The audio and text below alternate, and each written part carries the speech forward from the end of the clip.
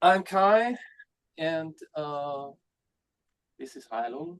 We are on our European tour right now, and we are talking to you from Vienna. Mm-hmm. Yeah, I'm Maria. I'm from Norway. Kai is from Germany.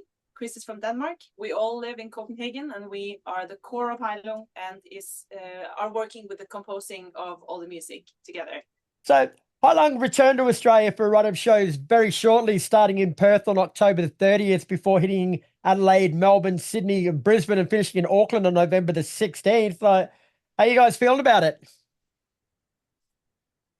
Pretty epic to be invited back for such a cool round trip. Excited to see more of the country. We had a wonderful time in Sydney and in Melbourne. The last time felt like we came home in many ways. There was a lot of our listeners who knew us well enough to sing along to the tracks, and it was amazing to feel the energy.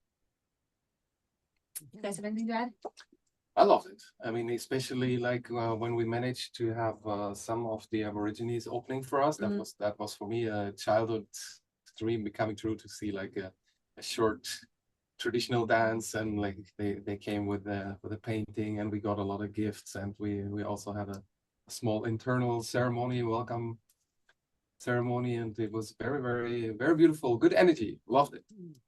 Yeah, cool. And of course, that was only the start of last year. So practically 18 months later, you guys are coming out for another tour, which it shows how much you must have been loved and respected here, because, you know, most bands take 2, 3, 4 year cycles coming back out to Australia. But you guys are back within 18 months and you're still selling your shows. So you must have done something right the first time. Thank you. Like, thanks. But on those shows, like you did only play Sydney and Melbourne on that run, and those shows did sell out pretty quickly. So you mentioned before the connection that you had here and how it felt like you were coming home. But where do you think that connection is between the Australian people and what you guys do? Well, I believe the message we are coming with is universal, and there's part of Heilung that all people on the planet can relate to, right? Because we operate with something deep inside ourselves, in a way, right? And that creates a home wherever we are. Of course, as Kai also say, that happens also in a ceremony with the local, and yeah, it feels like home, having a ritual with you guys. Yeah, absolutely. Yeah. So for anyone who missed out last year and wasn't swept up into the world of Heilung, like, describe what it is you guys do. So it's a pre-Christian ritual with everything that contains. We invite the audience to participate in this ritual. So it's not a normal concert you're coming into. You can expect to be immersed in smells, sights, sounds, feeling. And the pieces that we perform is built up to make you at states like we aim to alter your state of mind with what we're doing here. So it's basically a build up through all the human emotions, from love, fear, anger, grief, and then turn it back again to peace. So in the end, after being churned through all this emotions, that you live in a more peaceful state than you had when you entered. So it is and like Chris said, it's the message is universal. We're all humans with the same emotion. Your computer is connected. Sorry, I got kicked off again. I got kicked off. Okay. I'm going to have fun editing this one later on, aren't I? Oh, I feel sorry for you. It's my fault, not yours. So picking up from where we were, guys, like, I guess it's a performance, what you do. Like you say, it's not a concert. So do you have a basic structure or guideline that you work towards every night, or is every show completely different? I think every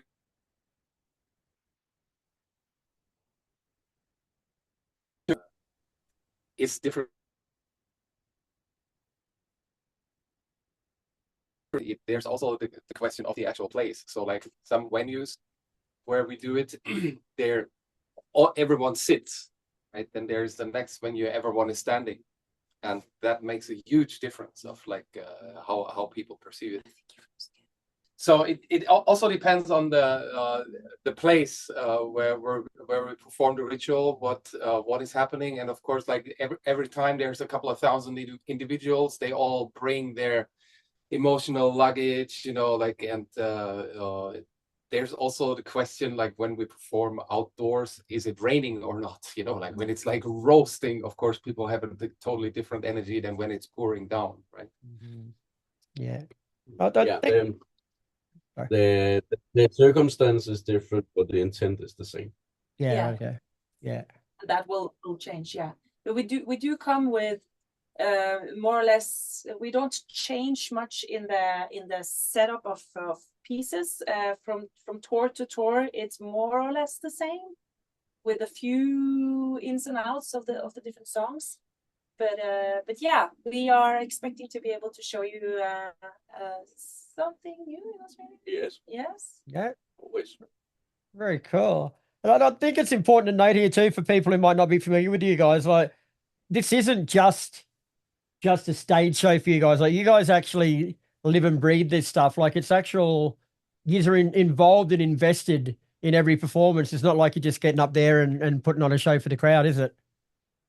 No. We're always, like, a lot of bands, they have this like thing that they do behind stage, so that they like link up and have a shot together, or like do something, but we do that on stage. So like all the performers, all the participants in the ritual, we come on stage, and we call in the spirits. Everyone gets a blessing in the circle, and then we also link hands, and we recite something that is really supporting this feeling of becoming one entity, and like there we get into the mindset that we need to perform.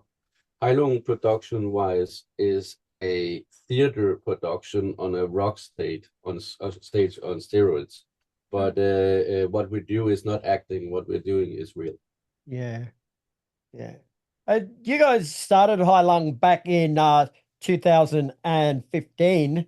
So what was your early vision for the group? Like it's sort of what you do isn't the type of thing that kids grow up and say, I'm going to do this when I grow up because it's going to make me a lot of money. Like where did it come from? Because you were pretty much almost doomed to failure before you started, but you've made something special out of it.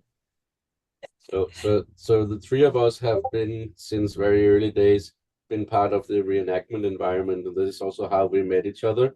And that includes doing arts and music, among other things, in a historical context here in the north. So of course with a Nordic point of view, and that is certainly how we met each other. And from there, Heilung developed into what it is today.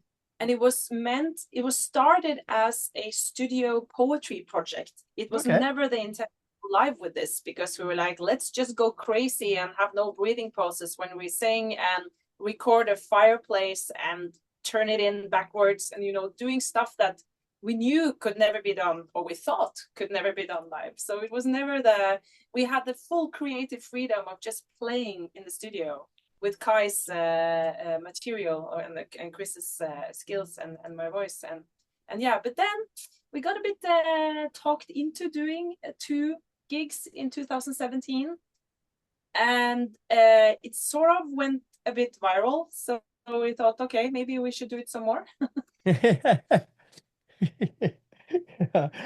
So you incorporate a fusion of like ancient traditions with some modern innovations, but how difficult, I suppose, is it for you guys to honor the past but still embrace the future and the present? Because they're two totally different worlds, aren't they? Yeah, I clearly see it as a like kind of a bridge, so to say, because like on one hand we come in with like reconstructed instruments that date all the way back to the beginning of mankind, But on the other hand, we use like the most modern sound systems and sound manipulation programs and everything.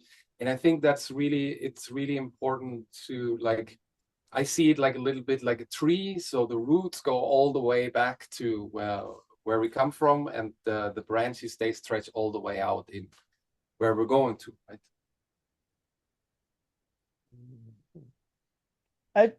As awesome as it is for the audience to watch, like it's got to be emotionally and mentally exhausting for you guys. Like it's not like you turn on the lights and go home from something like that, you know, like you take it with you and you're living and breathing it day in, day out. Like it's got to be exhausting.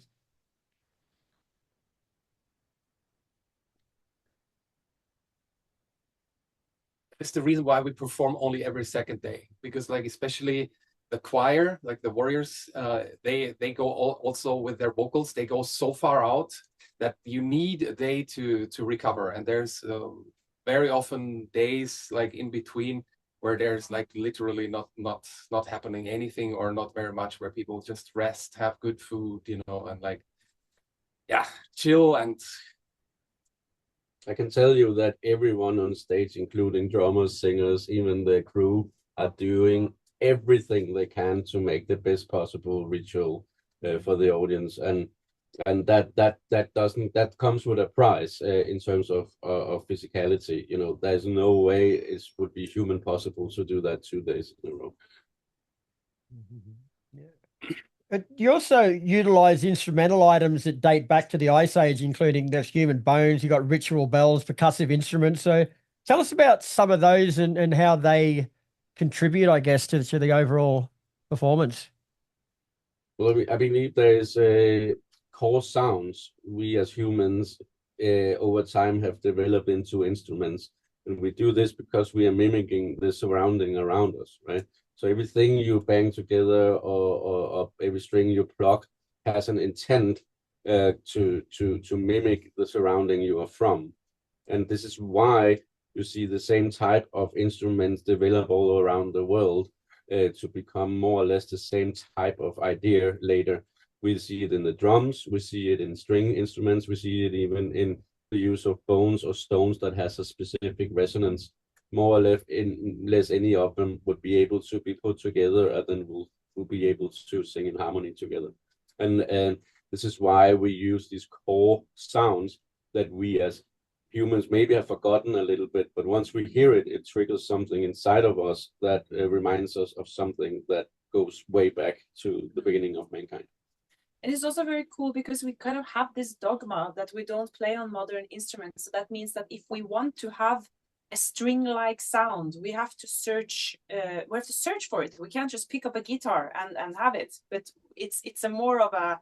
So you see a lot of homemade, home-built instruments on stage, because they capture the essence of the sounds that we think is important to get what Chris just said. So Heilung, we call the style of performance we do for amplified history, and that means that we take these very ancient, very primal sounds, and of course we process them with the future of tomorrow, and there's no rules for us how we can amplify it to make it relevant today.